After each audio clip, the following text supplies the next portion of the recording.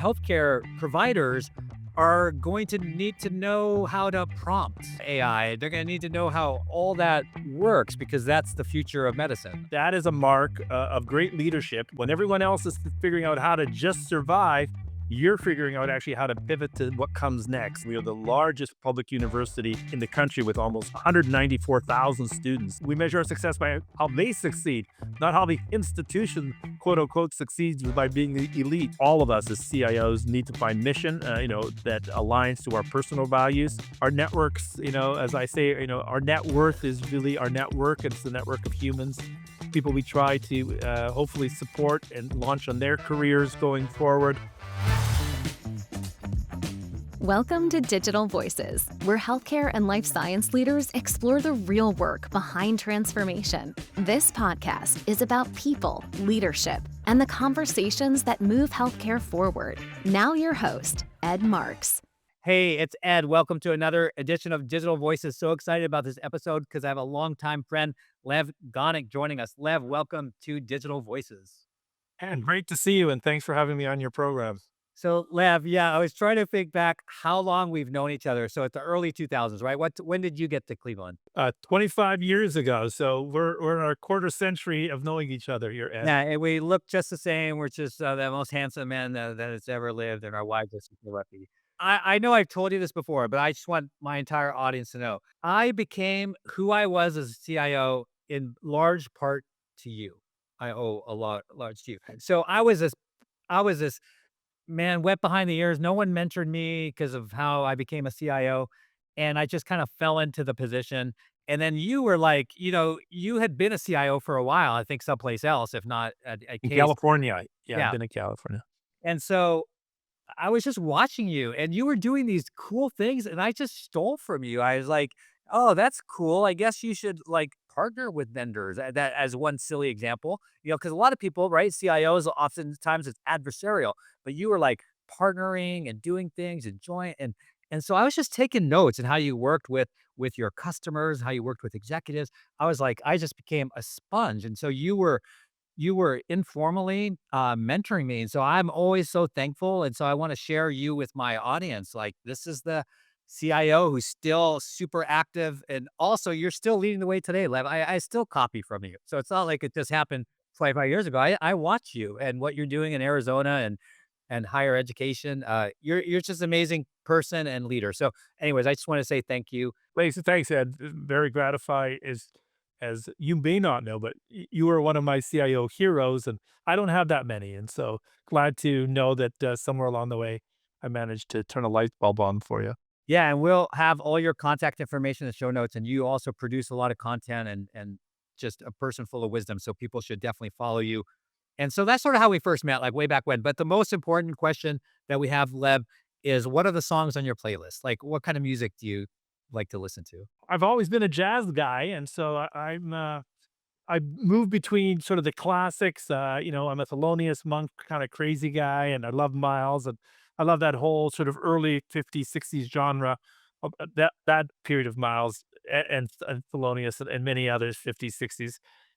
And I love contemporary female jazz vocalists. I love Candace Springs. I was just listening to her playlist this morning.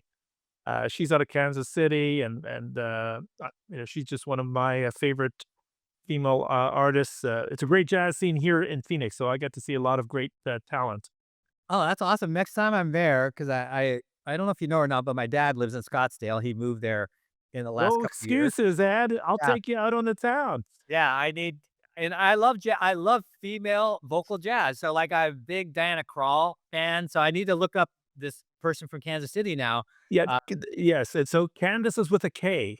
As she used to say when she was young, not with a C, which everyone would kind of guess to. She's Candace Springs. yeah, I'm gonna look her up. That's why I love asking that question, is because it gives me like new ideas for music as well. What about life message or mantra? Are there words that you sort of live by that guide who you are? Honestly, Ed, lead by example. I mean, that's sort of been my mantra. Trying my best to be ready to be player coach. That's kind of another really important piece of it. Try very much to build community, both at work and more broadly. That's another big part of sort of my DNA and sort of my center and North Star. Yeah.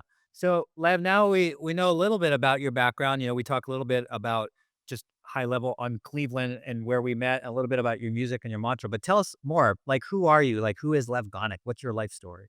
Not to go back to the beginning of time, but I'd sort of say, I grew up in an academic family. And for me, it was all I was always, and I still am always amazed at this incredible institution that humans have created called universities. It's got to be the most marvelous sort of creation in terms of the opportunities to set people off on a journey, to discover who they are, to help them change the world in whatever way they want to change the world, to open doors. I mean, just that journey of discovery for me has always been amazing. So I grew up in that environment, and for me, it was kind of a natural thing to once I finally decided to go to college, which I was a couple years late because I did grow up in an academic family, and I thought initially like the world's not big enough for two Gonicks or three Gonicks in academic life. But after I decided to get into academic life, I was a faculty member. I did a lot of work.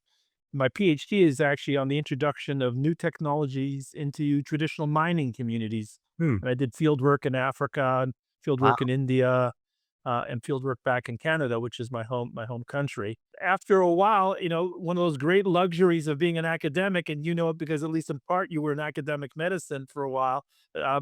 You get these amazing things called sabbaticals. Like, what a brilliant human creation! Unfortunately, only academics, at least as best as I know. I guess I think in corporate IT you get these short sabbaticals, but anyway, I had a sabbatical in 1993, Ed, and I had and have a special needs daughter, and so we were trying at the time to figure out how best to get some intervention for my daughter, who's on the autism spectrum.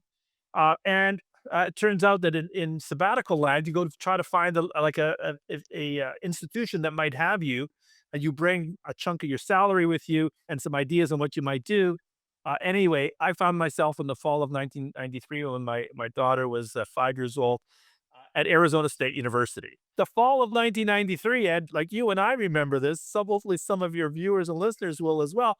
That's when the commercial internet browser was born in the fall of 1993. So here I was on sabbatical, time on my hands, kind of a nerd, but now, I was doing international affairs. I mean, in technology, I mean, that was kind of my thing.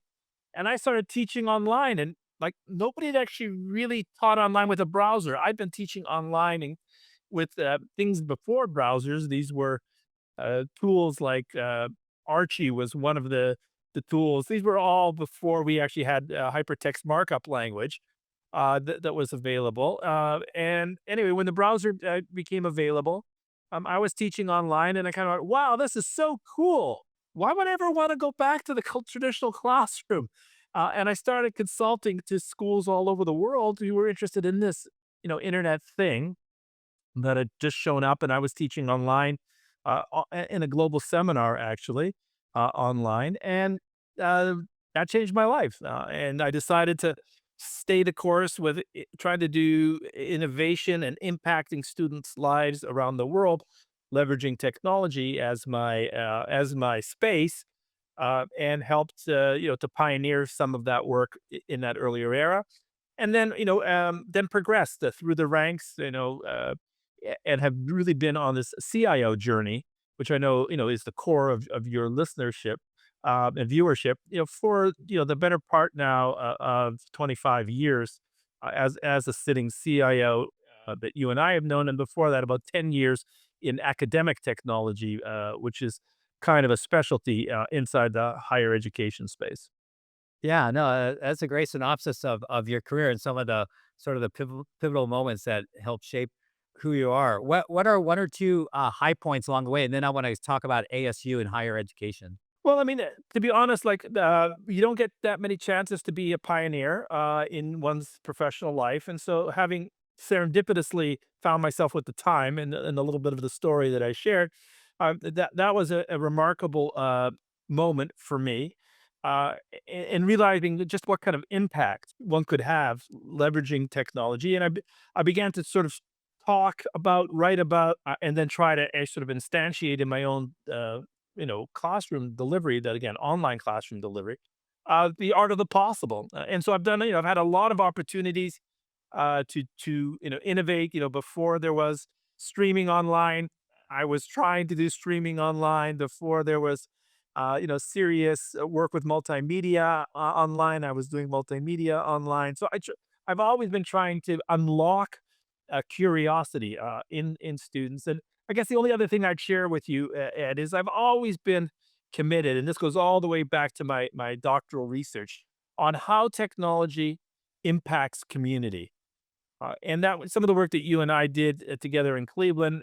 We created this project about ways in which our anchor institutions, whether they were hospitals or whether they were universities, could actually be a better service to the communities around them. And together we created this project that started off as One Cleveland and then became One Community, and later still became DigitalC. In fact, to this day, well after you and I have left Cleveland, remarkably, DigitalC is alive and well. In fact, under fantastic leadership of a young man called Josh Edmonds, providing internet connectivity Cool. to provide schools, education and training opportunities, health and wellness opportunities for the inner city of Cleveland.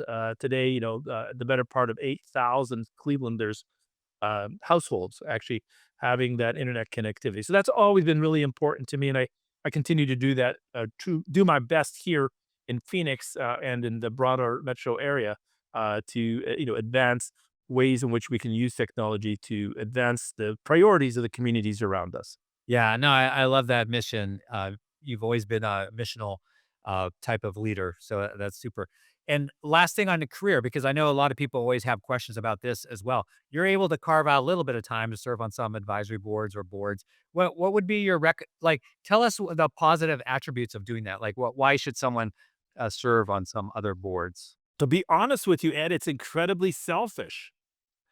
I mean, I have an insatiable appetite for learning, and even though I've been in this space for as long as I have, in fact, maybe because I have, I know a lot of things that I don't know are outside of the things that I'm very comfortable and familiar with. So serving as an advisor, having an opportunity to hear, especially entrepreneurs who are interested in the educational technology space, share their passions, their commitments, their visions, gives me insight. I used to, when started this in Cleveland, I used to have a personal coach who was a first year student, a freshman. And I love this idea of staying like day one oriented. And that's, again, I serve as advisor. I'm on a number of boards, mostly to learn, hopefully to share a little bit of my journey, my experience, some insights on technology choices. Those are the kinds of things that are really special. Yeah, I just smiling because, when you give some of those examples, I'm thinking, "Oh my gosh, that's where I learned that. I was copying you this whole time. I was serious." Like some of it was subliminal, some of it was definitely highly intentional, but a lot of it, yeah, was just subliminal. I just think watching you operate. So yeah, let's pivot now to ASU. But before we do, one last thing, just for our audience, is that Lev was with Case Western Reserve University, one of the highest rated universities in our country. They have medical school, engineering for engineering. Not too much on the sports side. And it was is affiliated with University Hospitals, where I became the CIO, and that was the academic medical center. And so the two of us had a chance to work together on a lot of things. And so it was so much fun. All right, so now we're pivot. Now we know why, or one of the reasons you went back to ASU because you had this experience there previously. So yeah, tell us about ASU and what drew you there and what makes you stay. Well, it turns out, even in the short couple of minutes that we spent, this well, but hopefully now your viewers and listeners will know. Uh, I am driven by mission. It always matters to me. In fact, it's a first principle. And ASU is a mission-driven institution committed in a radical way to democratic access to education and to learning outcomes in a way that, I'm a bit of a student of the history of universities, in a way that sort of is grounded in the initial sort of American ideal of creating public universities for people to be able to participate in, learn, discover, and unlock, their own passions and their own commitments, and hopefully the right skills to achieve them along the way. And so, ASU is mission driven. It has a remarkable CEO, and again, this because we've talked about this a lot over the years. Working with and for a CEO who gets technology is a gift for a CIO. In our careers, I know this, you know this. Sometimes you're bringing the whole enterprise along with you, dragging, sometimes kicking and screaming. This is a very different situation. Our CEO, President Michael Crow, is a remarkable leader in our space, a unicorn in many ways, very special. And he and I have known each other for well over 25 years. And I followed him when he was in Columbia. He's been now 23 years at Arizona State University.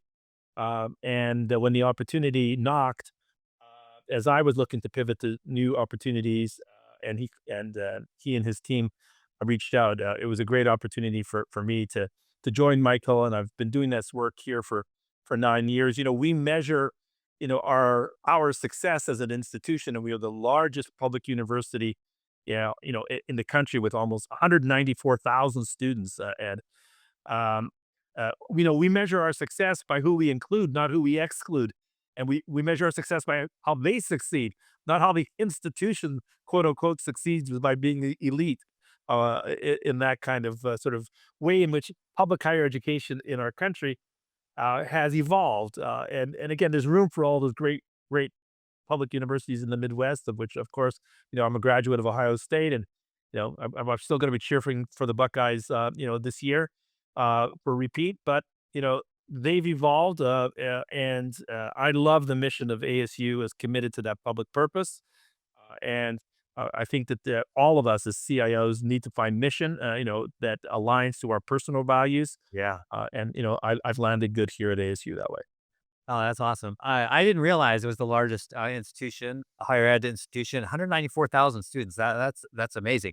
Right, and we were among the first to dive in during the 2008, 2009 implosion of the economy into online learning. So one of the other things, just to sort of share it, when I said that when you get a CEO who gets it, 2008, 2009, at least in my industry, folks were like heads under the table, just hoping this thing would, kind of, the wave would somehow move over us. But President Crow, along with a fantastic leader whose name is Phil Regier, created ASU Online at the very moment that there was this incredible, disruption in the economy. And again, as technology people, we know that is a mark of great leadership when you're able to pivot at that exact moment when everyone else is figuring out how to just survive. You're figuring out actually how to pivot to what comes next. And again, Michael Crow and Phil Regier are fabulous visionaries, and more importantly, in many ways, visionaries who know how to actually make it happen. Yeah, I love that, and I could definitely see it. I think my only claim to fame, Lev, and I hope it's ASU, otherwise I'll have to delete this whole segment, but I remember doing Ironman in Tempe. Isn't ASU part of the campus along the river there? It is indeed. Keep this in your in your podcast here, Ed. Yes, Iron Man, and I know that you've been an inspiration to many of us, not only because of your Iron Man, because of the circumstances and your Iron Man work. So you are a remarkable human and inspiration to us. And yes, you run literally right across the campus. Now, the Tempe campus is one of our campuses, but the Metro Phoenix area is the fifth largest metro area in the entire country, and as a result, you would have had to have traveled more than 50 miles from the West Valley campus, which is near Glendale, which is where our professional football team plays. This year, not so good. Next year, like we Browns fans say, next year's our year here as well. All the way out to the east side, which is actually on the redevelopment of a military base, which we call our Polytechnic campus out in Mesa. And so, and we have a downtown campus as well. So That is sort of the body of the on-campus community here. And in that campus, we actually have our professional programs, including several of our health-related professional programs. We have a College of Health Solutions. We have a nursing school, and we just announced this year two new schools under the ASU Health Initiative. One that is Unique Ed, which is a school of medicine that will be admitting its first class this upcoming fall, in which every doc will also get an engineering degree. And the second school, which I'm happy to go into, but the second school is a school of public health technology.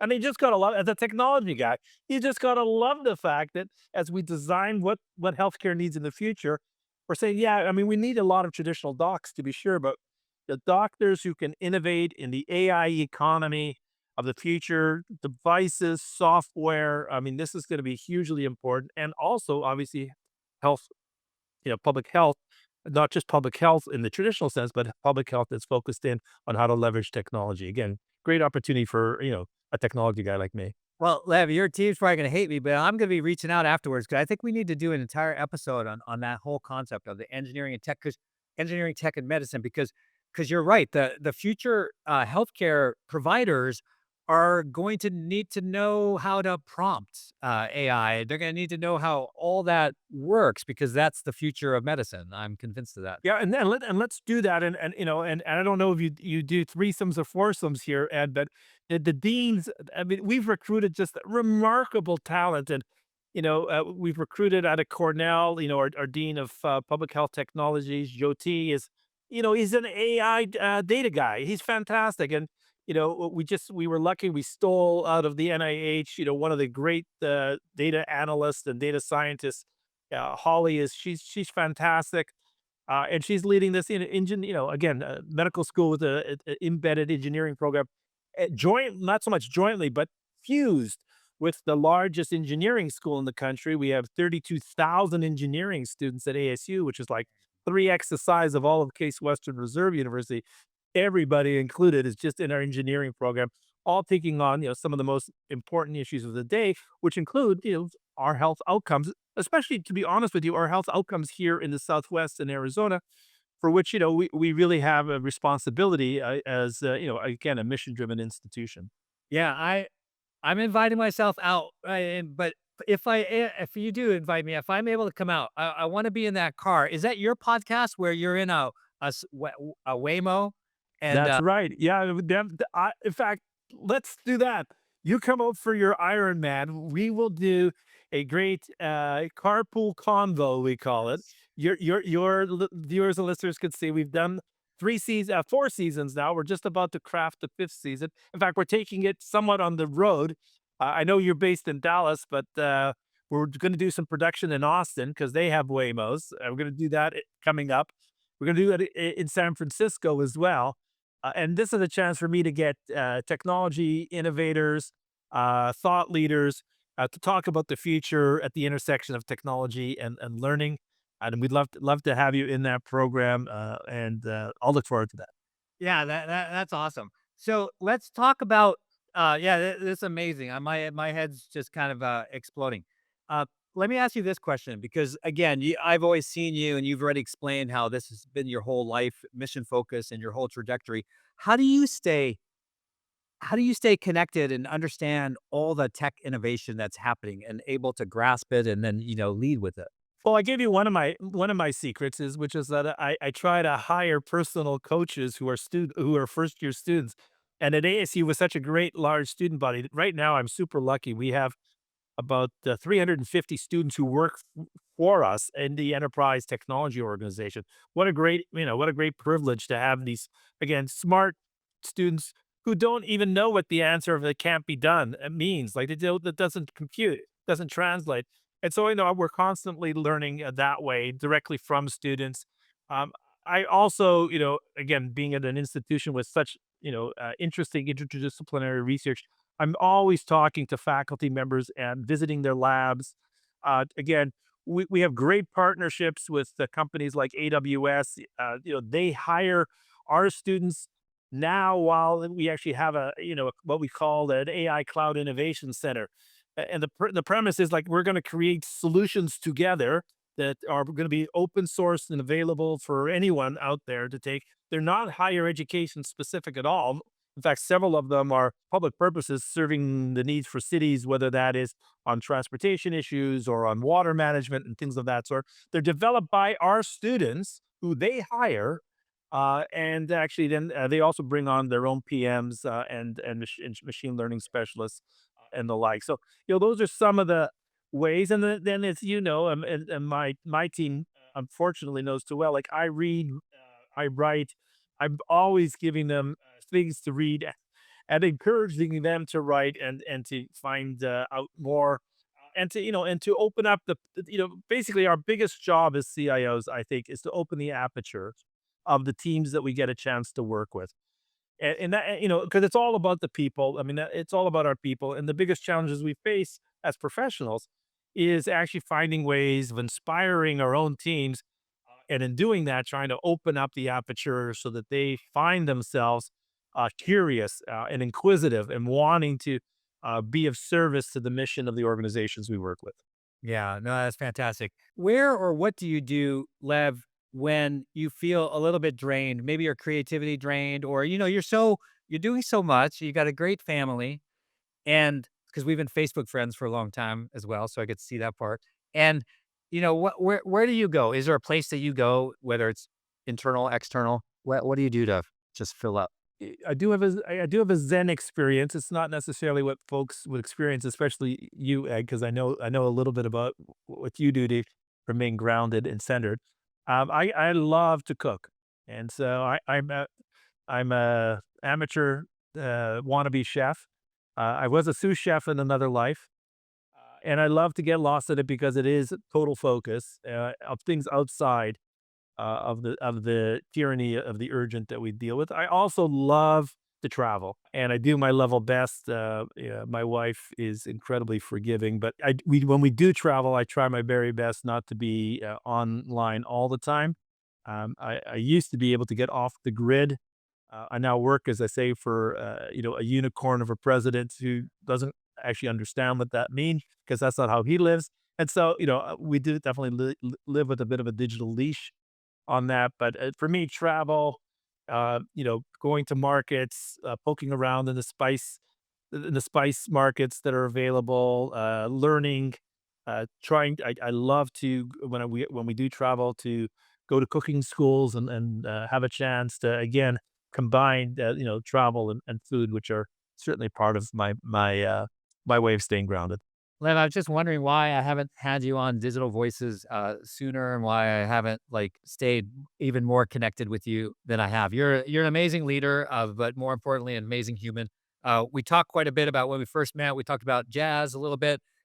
Leading by example, being a player coach model in terms of some of your philosophies. We talked about your life growing up and Canadian, but doing field work in Africa and India, and how that informed you, being part of academic family, and then how you got into tech, and then how this pivotal moment with your daughter, sabbatical in 1993, really changed things and grounded you for ASU for the future.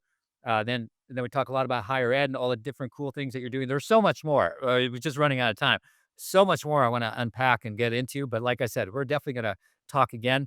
And then we talk a little bit about leadership, but what you do to unplug, which is really important. What did I miss, or anything you want to double down on? I'll give you the last word. Well, again, thanks, Ed, for the opportunity just to have a conversation with you. I have to say that I relished those opportunities back when we were working together in Cleveland. And again, if I have the last word, it's just really how important relationships are, the human relationships are. Our networks, as I say, our net worth is really our network. It's the network of humans, technology leaders, people we try to hopefully support and launch on their careers going forward. I think that's our role and responsibility, and it's really great for me to reconnect with you, Ed. Thanks for having me on. Lev Gonick, thank you. Thank you for listening to Digital Voices. We hope today's conversation sparked ideas, reflection, and connection. Subscribe on YouTube, Apple, and Spotify podcasts so you don't miss an episode.